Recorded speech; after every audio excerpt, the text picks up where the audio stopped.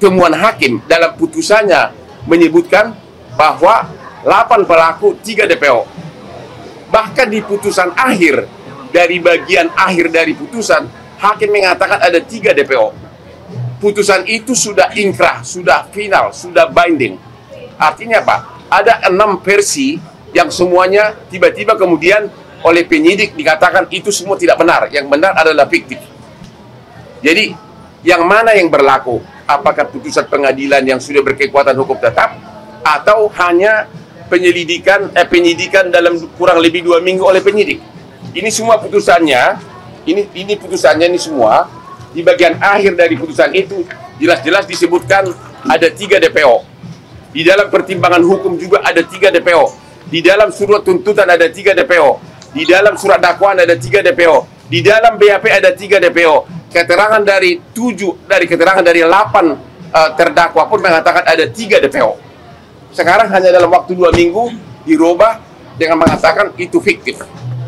Jadi prinsipnya keluarga korban maupun kuasa hukum menolak pernyataan dari penyidik Polda Jabar yang menyatakan bahwa 2 DPO tersebut adalah fiktif.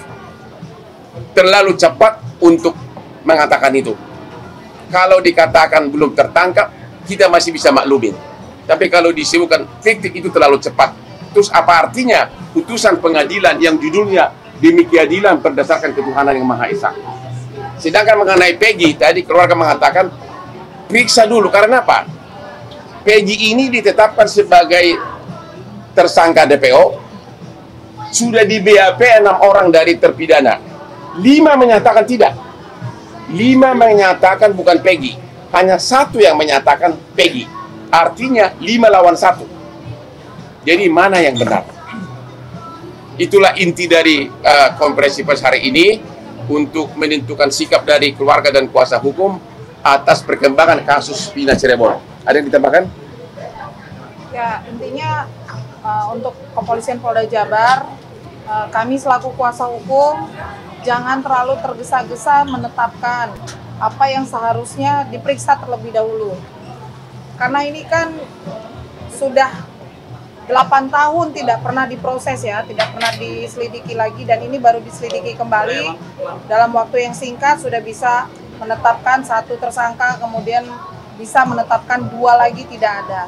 Kami sangat berharap sekali untuk benar-benar diselidiki lagi apakah benar atau tidak pelakunya, ataukah memang ada atau tidak gitu. Jadi kita juga tidak bertanya-tanya gitu sebabnya, alasannya apa. Oke. Itu inti pokoknya. Singkat, kalau ada pertanyaan silahkan. Bang, saya. Ya. Pak Kompas TV, Bang. Jadi kalau merespon dari pernyataan keluarga dan teman-teman kuasa hukum, apakah bisa dikatakan sama seperti banyak orang yang juga menilai penangkapan Peggy ini salah tangkap? Apakah itu bisa dikatakan begitu? Atau ada hukum acara pidana yang tampaknya tidak dijalankan oleh kepolisian soal penetapan Peggy sebagai tersangka dan menghilangkan 2 DPO lainnya oleh Polda Jawa Barat? Oke. Kalau kami mengatakan bukti hukumnya belum begitu kuat untuk menyatakan Peggy ini sebagai tersangka DPO. Kenapa? Karena 5 dari terpidana yang sama-sama mengaku melakukan tidak membantah Peggy terlibat. Jadi 6 orang terpidana itu sudah di BAP dalam minggu-minggu ini. BAP baru ya. 5 mengatakan Peggy tidak terlibat, hanya 1 yang mengatakan terlibat. Ya, itu dia. Terhadap Peggy belum ada jawaban yang pasti. Itu jawaban kami. Masih perlu diselidiki lebih lanjut.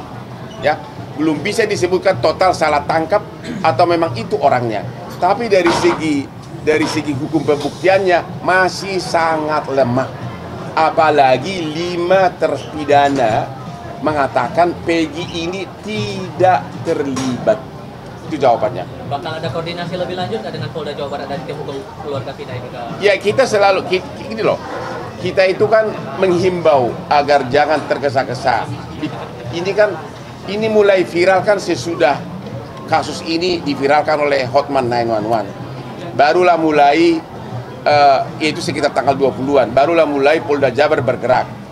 Kok hasil persidangan berbulan-bulan sudah ada putusan mengatakan bahwa ada 3 DPO, kok tiba-tiba dengan penyidikan kurang dari 2 minggu tiba-tiba disebutkan itu fiktif gitu loh, yang 2 DPO. Itu yang kita tidak, keluarga maupun kuasa hukum belum bisa terima.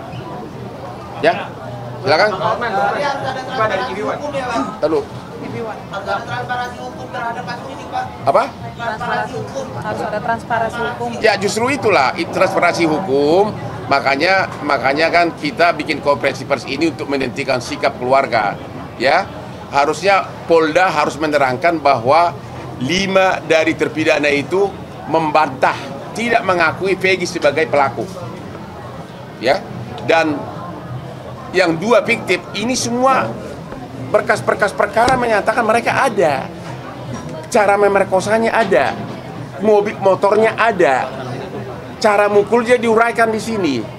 Ya, masalahnya dan juga si pelaku ini, si 8 terpidana ini tidak pernah mengalihkan tanggung jawab kepada 3 DPO. Biasanya kan orang mengatakan mengalihkan tanggung jawab, dia pelakunya bukan aku. Kalau mereka mengatakan kami lakukan perbuatan itu bersama-sama. Jadi ini perbuatan tidak pidana secara bersama-sama. Jadi kelihatan jelas tidak ada motivasi bagi mereka untuk lempar tanggung jawab. Kelihatan jelas dari awal. Sehingga kalaupun misalnya Polda Jabar belum berhasil menemukan 2 pelaku DPO ini, ya jangan dibilang tergesa-gesa fiktif dong. Ya, itu sama saja mau cepat-cepat menutup perkara ini gitu loh. Ya. Tidak ada alasan jelas dari Polda Jabar terkait dengan menghapuskan 2 DPO lain ya Bang, ya? Nggak ada alasan yang jelas ya? Alasannya apa? Nggak ada.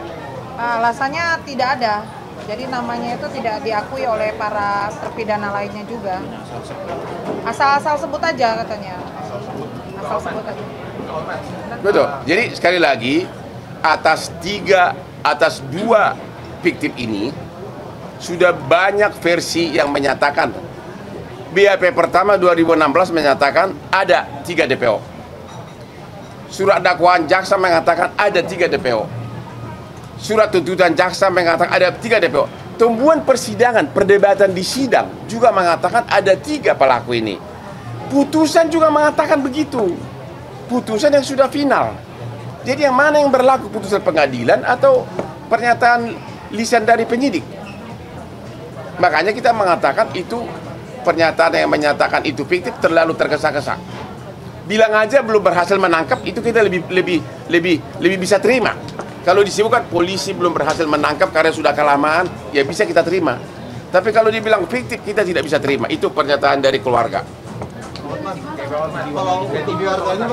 Kemarin kan mengatakan bahwa akan melaporkan, meminta bantuan kepada Presiden Joko Widodo untuk membongkar hubungan kasus ini.